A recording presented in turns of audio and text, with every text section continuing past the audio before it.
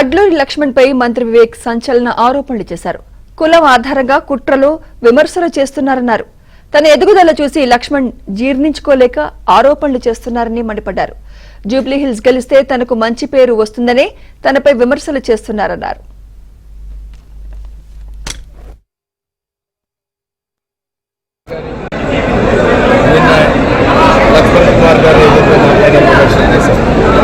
వారు విమర్శలు కాదు, ఎవరో వెనుక ఉన్నారు.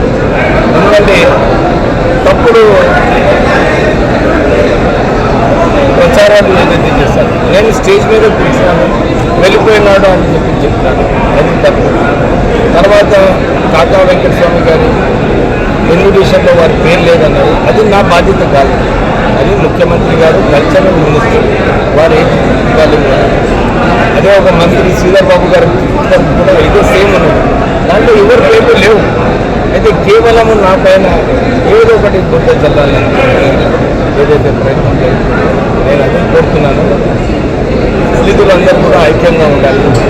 మీరు ఈ చిన్న చిన్న విషయాలు, ఏదో విషయం లేని విషయం క్రియేట్ చేయడము, దాంట్లో మాదిగా అని చెప్పి ఒక విభేదాలు తీసుకురావడం, ఇది దళితుల కమ్యూనిటీకి మంచిది కాదు. అందరూ కలిసి ఉన్నప్పుడే, ఐక్యంగా ఉన్నప్పుడే, ఎందుకంటే గవర్నమెంట్ చూస్తున్నాం చాలా రిప్రజెంటేషన్స్ ఇస్తున్నాయి. దళితులకు సర్వీస్లో ఉన్నప్పుడు చాలా వివక్ష ఉంది. ట్రాన్స్ఫర్స్లో అయినా కానీ, ప్రమోషన్ అయినా కానీ, సస్పెన్షన్లో అయినా కానీ కేవలం దళితులు అని చెప్పి సస్పెండ్ చేస్తున్నారు. నేను అసెంబ్లీలో మాట్లాడినప్పుడు అయితే మాట్లాడుతున్నాను, బడ్జెట్లో కూడా 18% ఎస్సీస్కి కేటాయించి అందరూ కలుసుకున్నప్పుడు మనము దళితులకు న్యాయం చేయవచ్చు.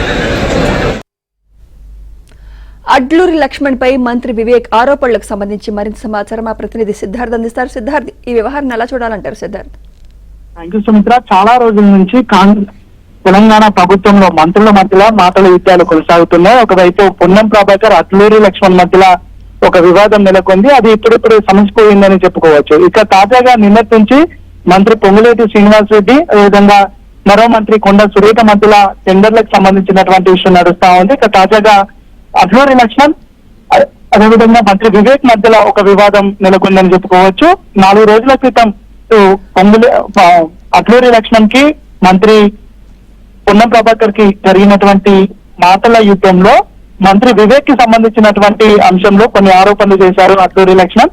దానికి కౌంటర్ గా ఈ రోజు వివేక్ స్పందించారు. వివేక్ ఈ రోజు నిజామాబాద్ లో జరిగినటువంటి ఒక సమావేశంలో మాట్లాడినటువంటి వివేక్ కొన్ని ఆరోపణలు చేశారు. సోషల్ మీడియాలో తనని టార్గెట్ చేసినట్లు మంత్రి వివేక్ ఆరోపించారు. మంత్రిగా తాను ఎంతో కష్టపడి పనిచేస్తున్నప్పటికీ కులం ఆధారంగా కొంతమంది కుట్రలు చేసి విమర్శలు చేస్తా ఉన్నారు. లక్ష్మణ్ ని కొంతమంది రెచ్చగొట్టి విమర్శలు చేయిస్తున్నారనే విషయాన్ని వివేక్ చెప్తా ఉన్నారు. జూబ్లీహిల్స్ లో పార్టీ గెలిస్తే తనకు మంచి పేరు వస్తుందని తనపై విమర్శలు చేస్తున్నారని చెప్తా ఉన్నారు. జూబ్లీహిల్స్ ఉప ఎన్నిక కోసం ఇన్ఛార్జ్ గా వివేక్ ని కాంగ్రెస్ పార్టీ నియమించింది. ప్రస్తుతం ఆయన జూబ్లీహిల్స్ ఉప ఎన్నికల్లో తీవ్రంగా కష్టపడుతున్నారు. పార్టీ అక్కడ గెలిస్తే తనకు మంచి పేరు వస్తుంది కాబట్టి తనపైన కావాలని కులం పేరు పెట్టి ఆరోపణలు చేస్తున్నారని ఆయన విమర్శిస్తున్నారు. లక్ష్మణ్ వచ్చినప్పుడల్లా, అంటే తాను ఏదైనా సమావేశానికి వచ్చినప్పుడల్లా వివేక్ వెళ్లిపోతున్నాడని లక్ష్మణ్ ఆరోపించారు. ఈ మాటల్లో వాస్తవం లేదనే విషయాన్ని వివేక్ స్పష్టం చేస్తున్నారు.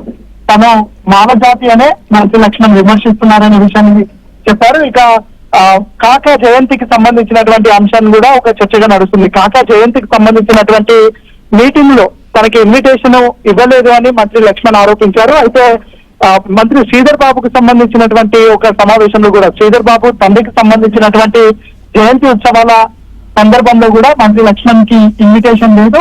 శ్రీధర్ బాబును అడగలిగినటువంటి లక్ష్మణ్ నాపై ఎందుకు ఆరోపణలు చేస్తున్నారని వివేక్ మండిపడుతున్నారు. మొత్తానికైతే ఈ ఉమ్మడి జిల్లాకు సంబంధించినటువంటి ముగ్గురు మంత్రుల మధ్యలో ఇటు వివేక్ కి గాని, లక్ష్మణ్ కి గాని, శ్రీధర్ బాబు మధ్యలో ఒక కాన్ఫ్లిక్ట్ అయితే నడుస్తా ఉంది.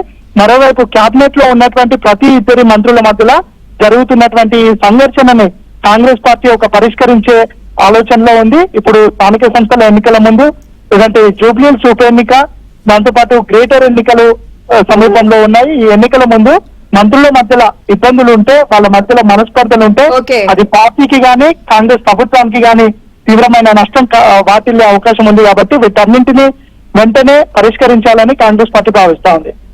Right, thank you Siddharth.